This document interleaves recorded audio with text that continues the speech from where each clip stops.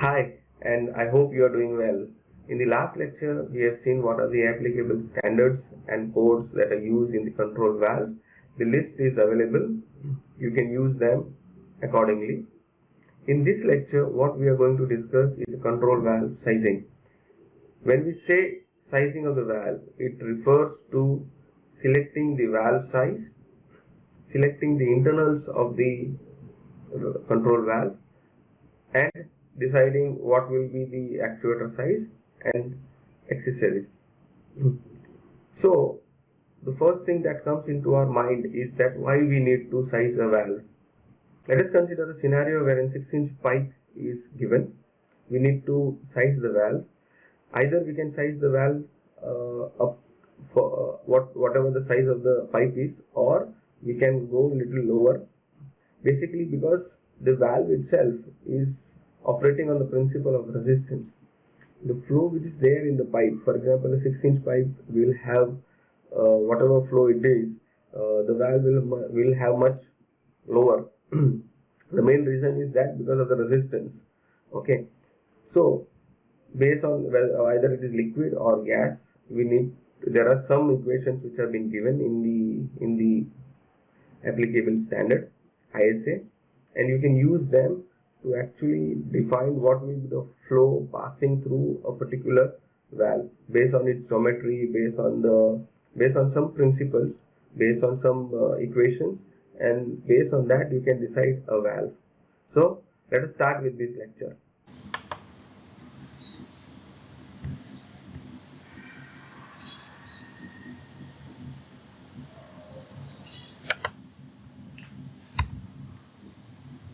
The content of this course: sizing of the control valve.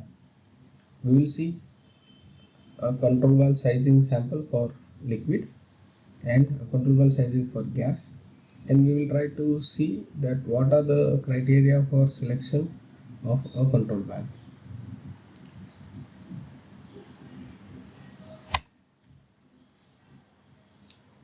Sizing of the control valve. There are equations which are given as we have discussed in the last lesson, that there's an ISO standard as 75.01.01. It will give you all the equations that are required for sizing of the valve. So we will not go in detail in that. You can just simply refer that standard and you can get the detail from that. Okay. However, when you are sizing a control valve, there are other unwanted phenomena. They are not actually required. They have been generated based on the flow, but they are unwanted. If they are not there, then it's very good, but it is there based because of the resistance we are creating in the valve. So there could be noise, there could be high velocity, there could be cavitation and or flashing, which we need to actually calculate, and we need to obtain those values, and based on that we have to select a valve. So suppose there is a valve which has a very low pressure drop. For example, inlet pressure is 10, outlet pressure is 9, so the pressure drop is only 1 bar. Okay, that valve will not have any issue in terms of high noise or high velocity, or there is a cavitation or a flashing. It will be a simple globe control valve and can be used, and we can go ahead simply with that selection.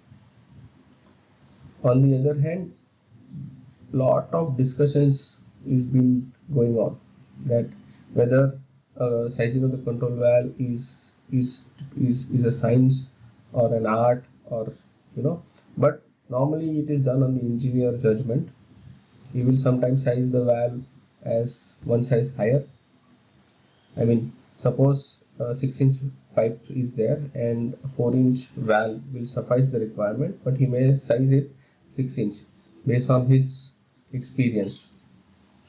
So based on that, there is no perfect solution for few conditions. For most of the conditions, obviously we can agree mutually, because okay, we can say okay, there is always a 4-inch valve for a 6-inch, and this will take care of all the issues or problems that may happen in the valve. Okay, here you can see a typical data sheet. This has been either provided by the customer, while we have to fill, most of the data is been filled by the customer itself on what is the requirement in a control valve, while whatever which is not been filled by them, we have to give the detail and complete this data sheet. This data sheet I have taken it from the IS standard, that is S20.50. So this is a typical control valve data sheet. We will go in detail. We will try to see maximum. Try to see the maximum data what is required. This, what you can see, is mostly given by the customer. So there could be, this will not be given, probably this we have to put it. This is given design code, where what is the service, what are the number of valves, what is the fluid, where it is going to be installed. An important thing is you have to make sure that datasheet number and revisions and this. So when you go for the next revision, you must know that whether you have done the sizing as per the original revision 0 or revision 1 or revision 2. So you always check this revision in the beginning whenever you start your sizing of the valve, and then size the valve. Another very important thing which you must know is the units. A lot of people make mistakes.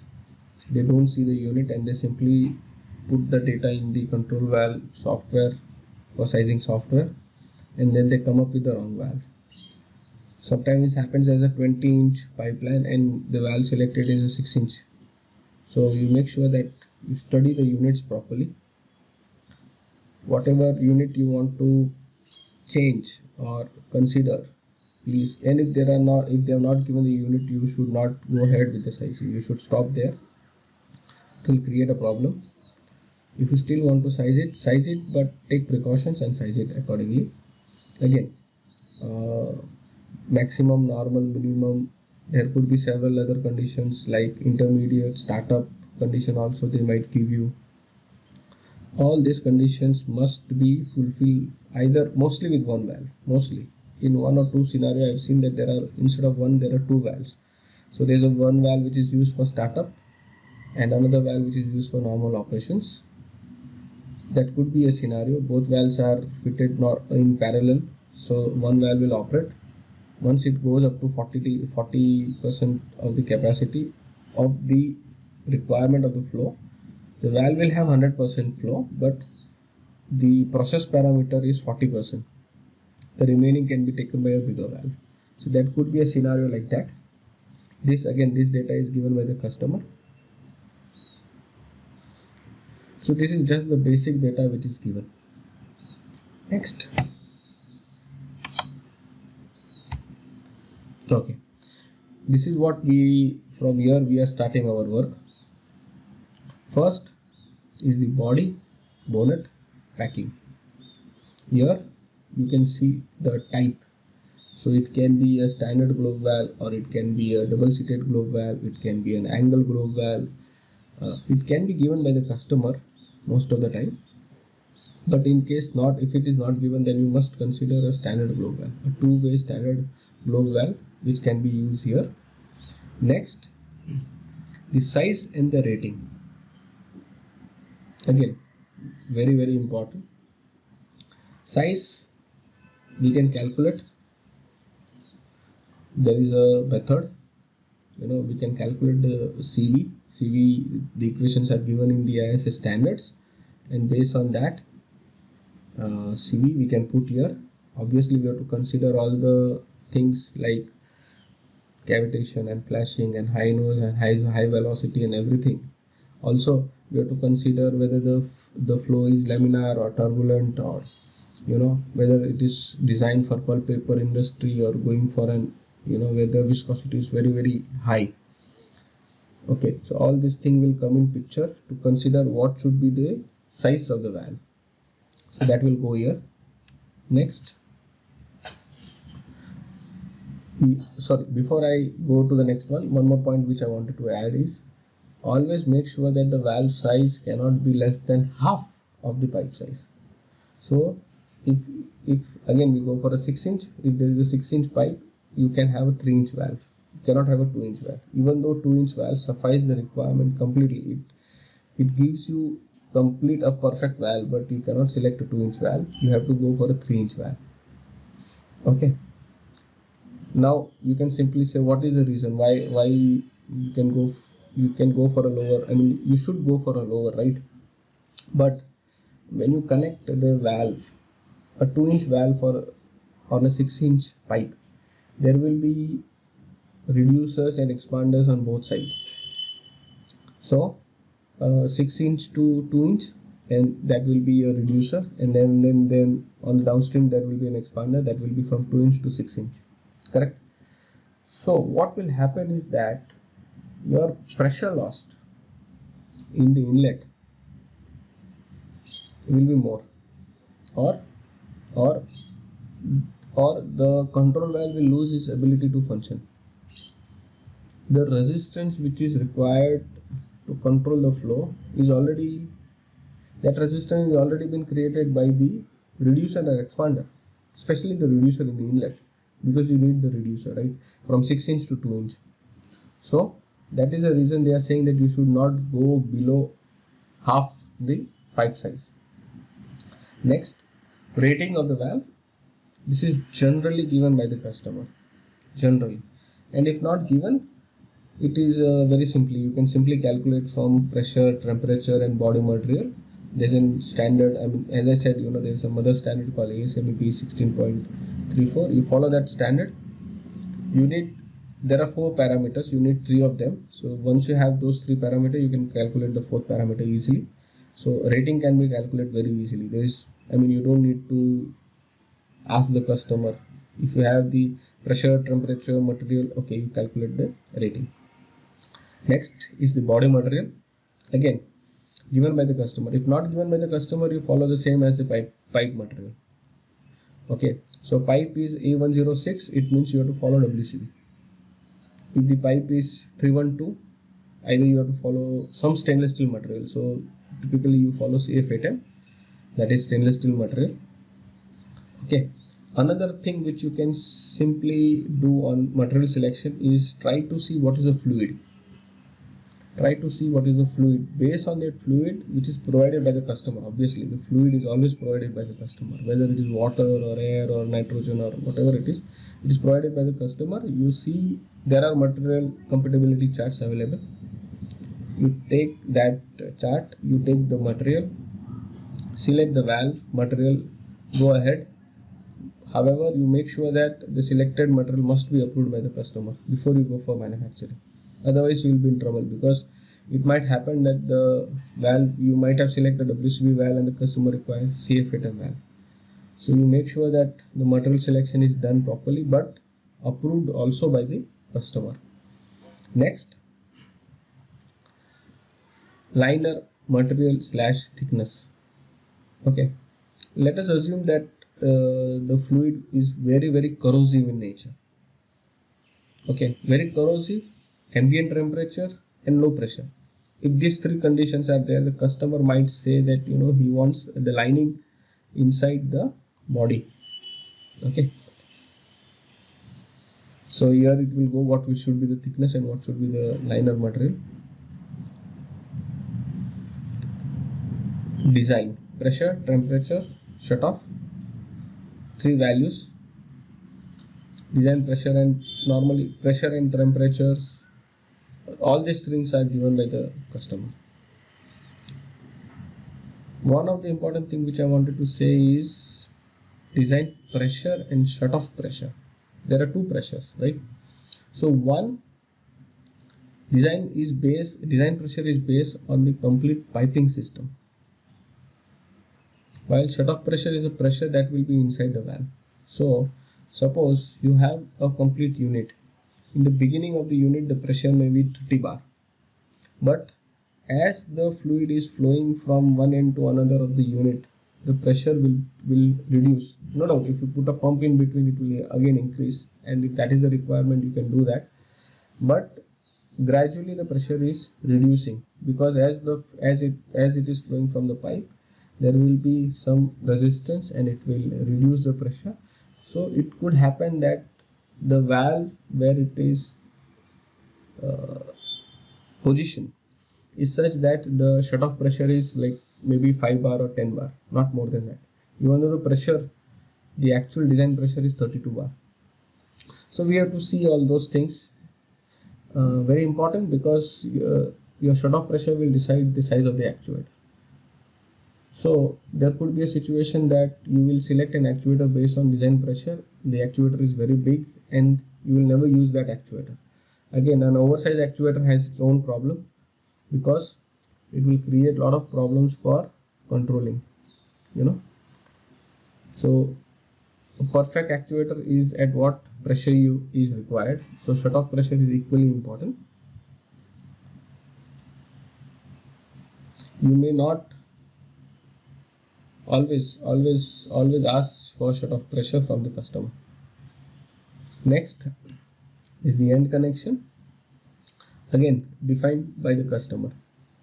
If not given, go for the standard race face flange connection, because mostly the control valve is considered as high maintenance device. So the valve has to be removed from the pipeline very regularly, so it's better to have flanges. However, for very high pressure, for example a 900 rating valve or a 1500 to 2500 rating, or there is a steam in the valve, even for low pressure, steam clean. So what you can do is you can have a butt weld end connection. Okay, very small valve is there, for example up to 2 inch, you can have a socket weld connection. Can be used for utility, for air or water, or those things, but very small. Simply you can use those, no problem. Next, flange material. Obviously the flange material will be same, rating will be same as the valve what we have selected. Okay, few things which I want to add is that the flange type can be different, flange type. So it can be a race face, it can be a flat face, it can be an RTJ. Okay, depending upon what is the rating of the valve. Sometimes it happens that the customer might ask you for a very non-standard flange also, depending upon a very old or non-standard requirement. Next, extension, connection and material. This is normally used for low temperature below, I will say, minus 46 degrees centigrade, and for higher temperature up about 250. Again, this will be same as your body material. Flow direction, mostly unidirectional, but it can be bidirectional also, mostly unidirectional. Bonnet can be standard or extended bonnet can be used depending upon the temperature.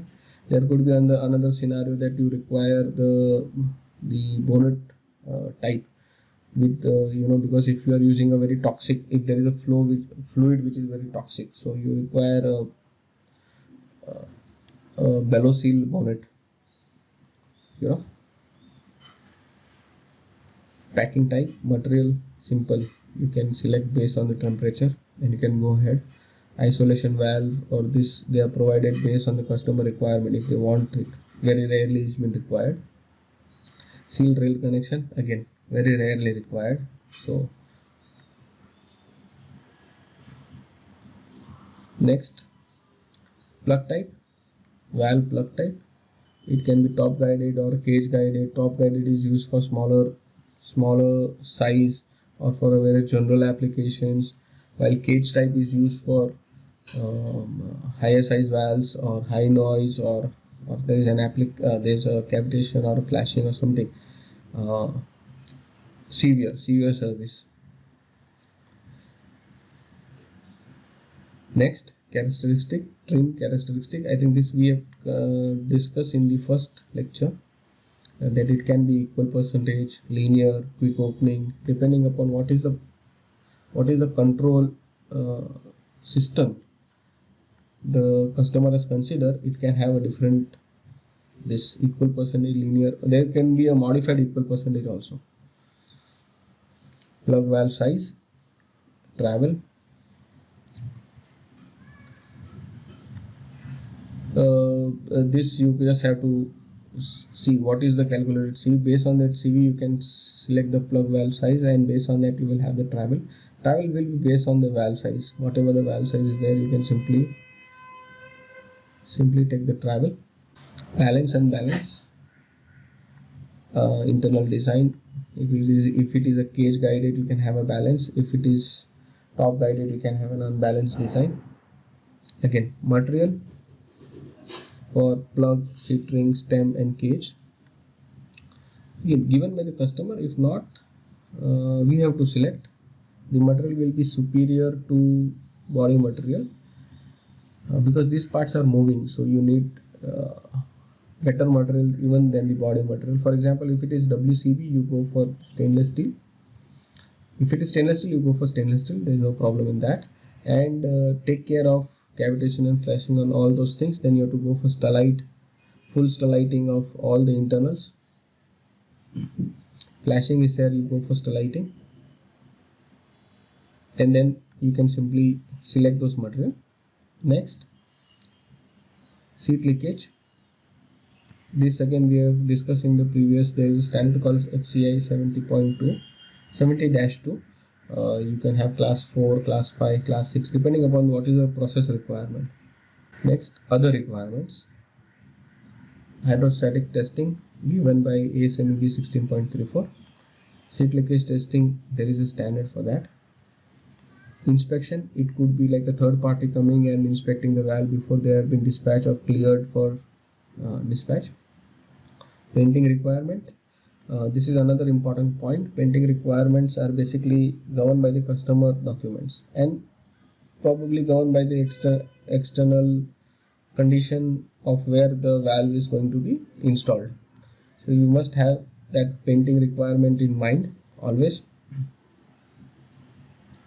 Next, actuator type. You can have diaphragm, piston, electrical, hydropneumatic, etc. Manufacturer. This is put separately because it might happen that you might not make the actuator in-house. You can outsource it from an actuator manufacturer. So that is why manufacturer, name of the manufacturer, model, size, opening time, closing time, fail open, fail position, what is the spring condition, minimum, maximum air supply, orientation, horizontal, vertical, whether you require a hand wheel to operate it, if the condition is, if there's a fail condition, so whether you require a hand wheel or not. There's a relay and there's, so there are few things for the actuator. You can simply calculate. It's very easy to calculate. We have calculated previously also how the actuator thrust is calculated, and based on that you can simply select a model and the size. Positioner or position transmitter, and it could be and also positioner and position transmitter. Again, few things.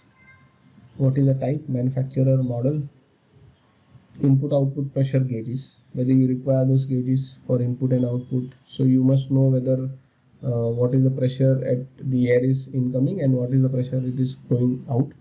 So you need those small gauges. Position transmitter and its input signal. Limit switch, very rarely limit switch are used, very rarely, but if they ask, we just have to comply. Again, I mean, the function is the same. There are two indications. One is on the valve itself, so when the valve is open you can see that the valve is open from the limit switch also, and there's one signal that goes back to the DCS, so it acts like a position transmitter, but limit switch is more to do with on off. So you will have 0 to 100 or 100 to 0, where a position transmitter can have 43, 47, 48 like that. So there is a difference between the two. There could be other accessories also if required, solenoid valve or something. With this, I think we complete almost the complete data sheet. So this is one valve. So imagine if you have to do the sizing for 500 valves or 1000 valves. No doubt, a lot of things are common. So like position transmitter or positioners and limit switch and other accessories, painting requirements, all these requirements will be common. Actuator can be different based on the what is the valve which is selected. Valve can be different based on what is the flow parameters are there. So based on that you can keep selecting the valves. There could be other things like the bolt material or coating or something, all these things we have to add those even in the bottom of the datasheet. There is a provision, there's a note provision is there, so you can keep adding those. There could be NDT requirement also, third party inspection, special documentation. Packing is not covered here, so it can be asked in a separate specification. The customer can say, okay, you pack the valve in this manner, make sure that only one valve is there in a box, or the gauges which are there has to be removed and packed separately, because it might happen that handling might damage this pressure gauge or something like that. Okay, so a typical data sheet. Now what is remaining is that based on the flow we need to select or size the valve. So let us see if the first one, which is for liquid. Important thing, cavitation or flashing can happen only in liquid. So because it is incompressible fluid, the gas is a compressible fluid, so it has separate, different issues. But for liquid, cavitation or flashing can happen, and if it happens, it can damage the valve if there is no proper selection is done. Velocity, again, you have to restrict to 20 feet per second for continuous, and up to 60 feet for infrequent. So sometimes it can go up to 60, but if it is continuous, then it should not go beyond 20 feet per second. To explain a little bit what is cavitation, what is flashing quickly. Okay, let us consider this graph. Here pressure on the y-axis and pressure profile inside the control valve. So a typical standard globe valve will have this profile, pressure profile in the valve, P1, P2 and PVC. Very standard terms. You can simply refer the standard and you can know the detail. P1 is inlet, P2 is outlet, PVC is the lowest pressure in the valve, pressure at vena contracta. Now let us try to add one more, which is vapor pressure based on the temperature of the fluid.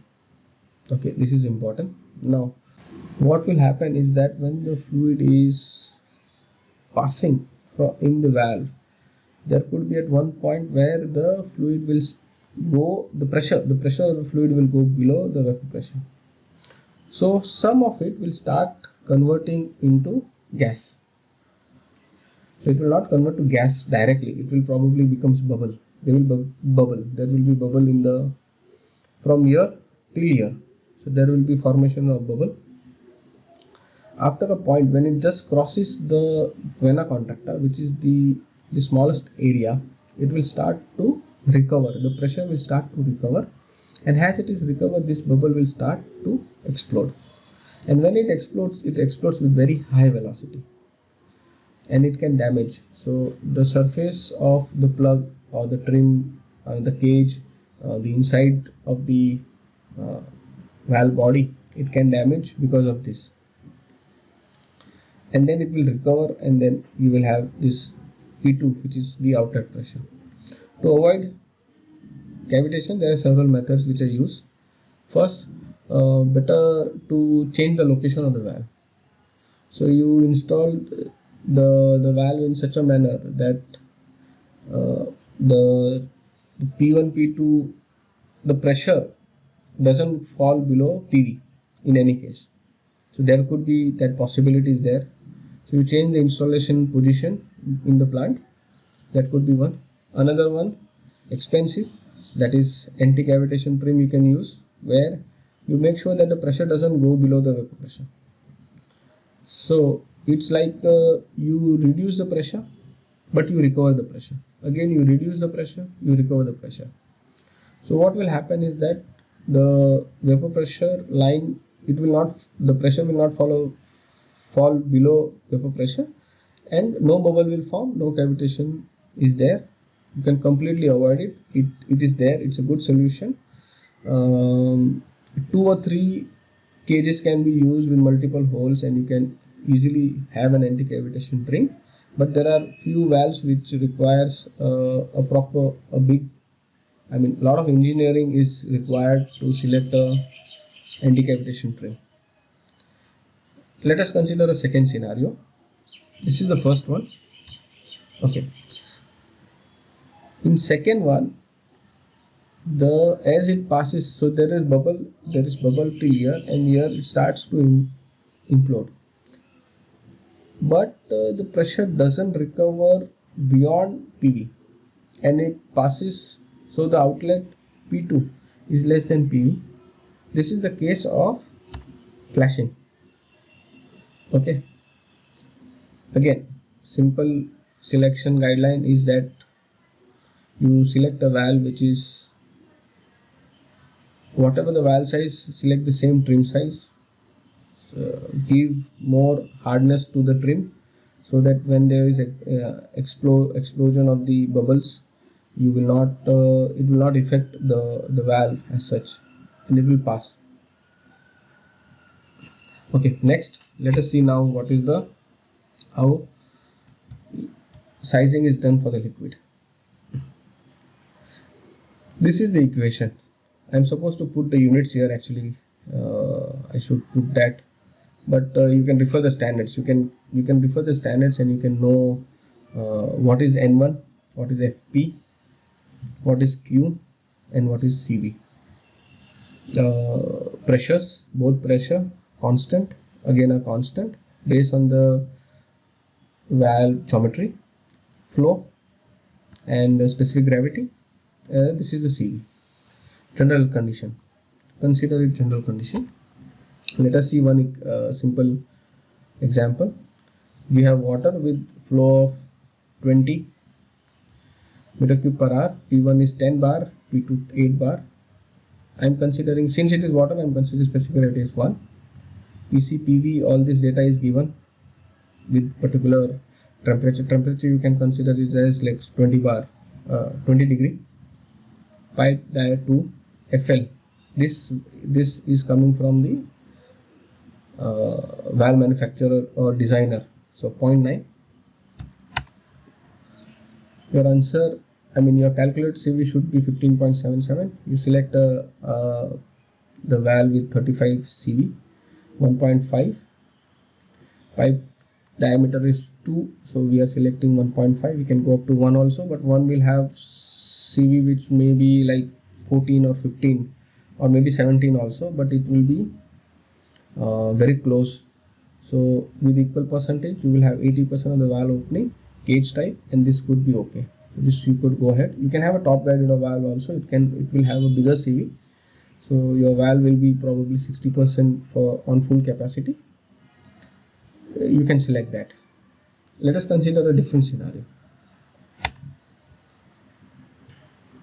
On the first we had the delta P, which was 8 bar. In the first we had 2 bar delta P. In the second we have 8 bar. Everything remains same. Here the flow is choked and cavitating. CV change. Earlier it was 15. Now it is 7. We select the valve CV is 17 with 1.5. 81 is the opening. Multi-hole cage guided, because there is cavitation. So obviously this selection of multi-hole cage type, it depends upon what is the level of cavitation. Again, there are calculations for that. There is a standard for that, ISA S23. I can give you a brief of this, how it has been done. I am not going in detail. You need more information, and you need little bit you have to be more familiar with the terms and condition from the standard. So once you go through, you can see. But what I can summarize is that there is sigma r, sigma r or sigma mr, which is given from the manufacturer. This comes from the testing. There is a procedure to do the testing and obtain these values, and there is a simple sigma which has been calculated based on the process parameter. Okay, so we have to make sure that we select this value, sigma r or sigma this, which is higher than this.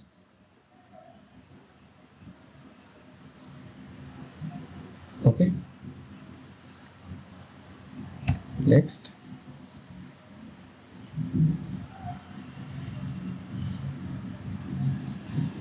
Again, equations obtained from ISA standard. We'll see example. This data is either given or either obtained from the customer. Very simple valve. Second scenario, I'm changing from the P2 which is 1.2, I'm changing it to 3.73. Here you will see that the valve is same, but flow changes from 58 to 77 pH type. Another thing which I wanted to add is that mostly it happens that the noise generation is there in the gas. That is one of the problem. So we have to select a valve which with low noise. The noise should be below 85, that is governed by the regulation, and we have to select the trim so that it can reduce the noise below 85 dBA if it is above 85 dBA. Okay, next, control valve has 3 requirements. If you want to do the selections, we must adhere to 3 requirements, that is containing the fluid, controlling the fluid, and controlling the cost. First, let us see what is the actual cost of the valve. Okay, it is a summation of purchase cost, operating cost, maintenance cost. These 3 are equally important. The purchasing cost is the valve cost at which the new valve is purchased in the beginning. The operating cost is the cost for operating.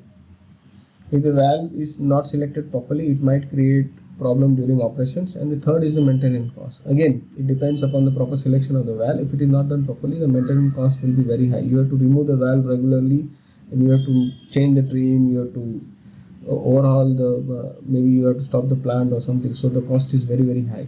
Whenever you are selecting, make sure that you select based on 3 parameters. What is the purchase cost, what is the operating cost, and what is the maintenance cost. Purchasing cost is a tangible cost. You can immediately see and realize, okay, this valve is expensive or this valve is cheap.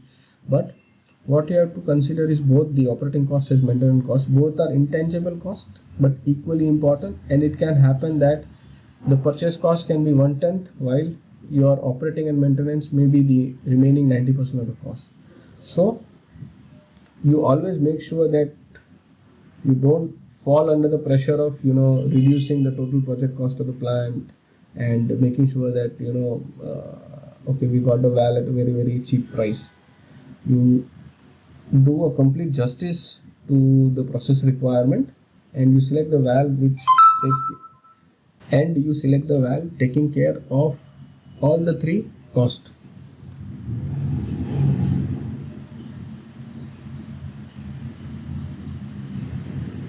Many times it happens that a lot of valve manufacturers, they will give you a very attractive price in the beginning for the valve, and we normally go ahead and we say, okay, we will place the order and we will buy the valve. But other thing is that once you realize that obviously the spare costs are much higher, so they will make money from the spare parts, but also you will realize that once the valve is not engineered properly, so you require the purchase of spare again and again. So you take care of these things,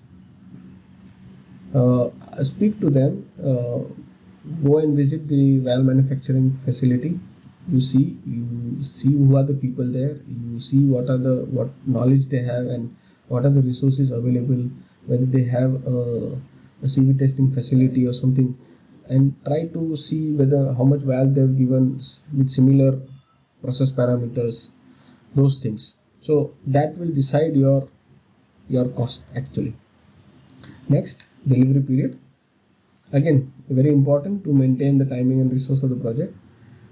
Few valves with special alloy trim options such as anti-cavitation or low noise trim are likely to have very long deliveries. So best way to maintain is that it should arrive, those valves are to be ordered first and should arrive at the right time of installation. If you order it much earlier, the valves will be there, very expensive valves sitting in your site doing nothing. And if you arrive late, if you order it late, the valves will arrive late and then there could be problem. A typical anti-cavitation valve or a low noise trim could take around 6 months also. So you must take care of that, and that is a most important for when you are doing a project management activity. When you are executing and you are building the plant, you have to take care of that. That delivery period is very critical. It might happen that in the beginning a valve, any valve, it could be a general service valve, and then change the process parameter change and it becomes an anti-cavitation valve. So we have to make sure that delivery periods are being taken care, and you need to really focus on that. Next is the reliability. Always, as I said, reliability of the valve, you have to go and visit the valve manufacturing facility, try to see their experience, previous installation. You must try to see what are the technical, what are the technical things they are following, what is the quality system they are following, and what kind of testing they are following, all these things. But a small audit is required to understand the reliability of the valve. Okay, next is the flexible design. A valve must be available with several possible combinations for normal, low noise, reduced capacity trim. Suppose if there is, as I said, if there is any change in the process parameter, you cannot order a new valve for each process condition. A typical situation should be a normal valve should be there, and you can just change the trim depending upon cavitation or depending upon high pressure drop, or everything has to be taken care within a same valve with different trims. And as you know, change in the process parameter is very common, and the valve manufacturer must take care with flexible design. Is process containment, packing, bellow seal, and packless valves. First is the packing of the control valve. In ideal condition, the packing must be selected for zero emission. However, in reality, control emissions are to be considered. Means that the packing is not fully zero emission. It will have some fluid will pass through that packing. Typically, Teflon is considered when there is operating, the operating temperature are not so high. Calraise is used. Suppose if the operating temperature increases, graphite packing are used if the temperature is very high. But the problem with graphite is that frictional force increases, so you will have a higher actuator, bigger actuator. So those things we have to see. Second is the bellow seal. Suppose very toxic fluid or carcinogenic fluid or something which is passing through the valve, you must have a bellow seal. It means zero emission out of the bellow. So if the bellow fails, that failure results in heavy leakage. So whenever you are ordering a bellows seal valve, again you have to go for the reliability and try to see, do an audit and try to see that how you can select the bellows seal valve. Third is a packless valves. I mean, it doesn't have a packing. So like a diaphragm valve or a pinch valve, those are packless. I mean, it doesn't have a packing. However, they have same problems, but for the leaking. But it should only use for very high corrosive media with limitation of pressure and temperature. Next is the corrosion, which is serious problem in chemical plants. Compatibility charts can be used to check the material suitable with the media. I will add one more point here in corrosion. You might have seen that lot of valve lot of EPCs or a lot of end users, they are asking for corrosion allowance in a valve. It is good to apply that information to a pipe. A corrosion allowance of 3 mm, 6 mm or whatever they want to put. It's okay to put it in a pipe. But when you want to put it in a valve, you have to be very, very careful. It is a solution which says that you can have a WCB valve, a WCB body. You can allow it to corrode because it is not compatible and it will corrode by rate of say 75 miles. And then it happens that you have problem with leakages, internal leakage or external leakage, because the valve is corroding from inside. Instead, it is always advisable that you select the material that will take care of the corrosion. So if there is very high corrosion, you must select a valve which contains the corrosion. So you must select a stainless steel valve or even a higher grade valve, rather than selecting a lower grade valve with more corrosion allowances. Is not a good solution. For the pipe, it is okay, it is economical and people can go ahead.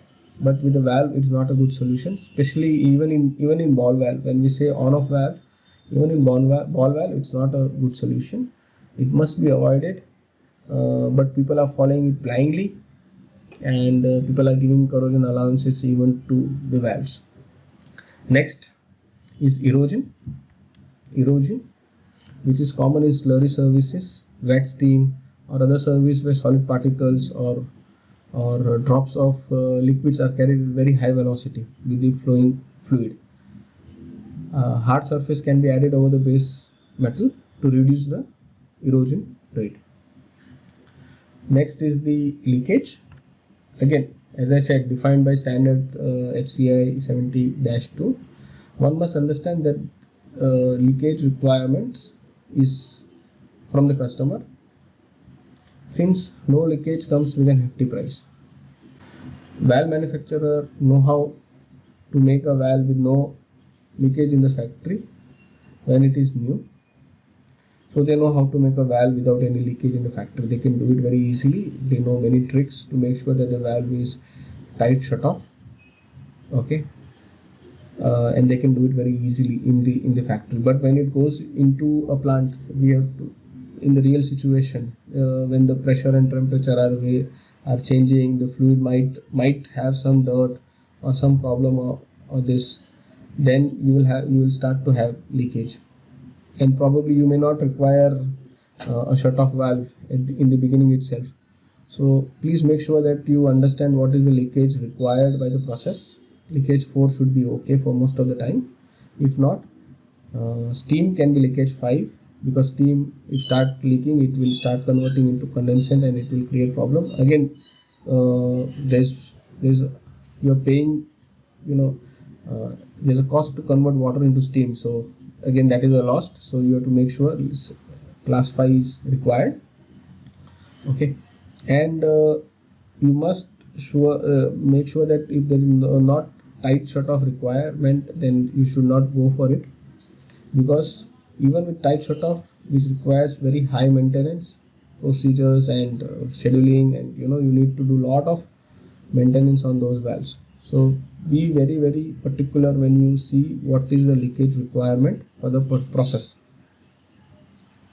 Next is the speed and accuracy of response. An ideal control valve must respond as a process change. Let us consider a scenario where the vessel, the level of the flow or level of the liquid in the vessel is changed by 10% in 1 minute. The valve can take care, a standard valve can take care. While if it is moving in 10 seconds, you need the response, the speed of response to be increased. You may need to add an external booster or a local air source with adequate air capacity. Positioner accuracy, the positioner and actuator shall be responsible for the accuracy of the response. It is said that the accuracy of the poorest device in the control loop will determine the quality of the control. So be very careful when you check the speed and accuracy of response. Next is the hysteresis.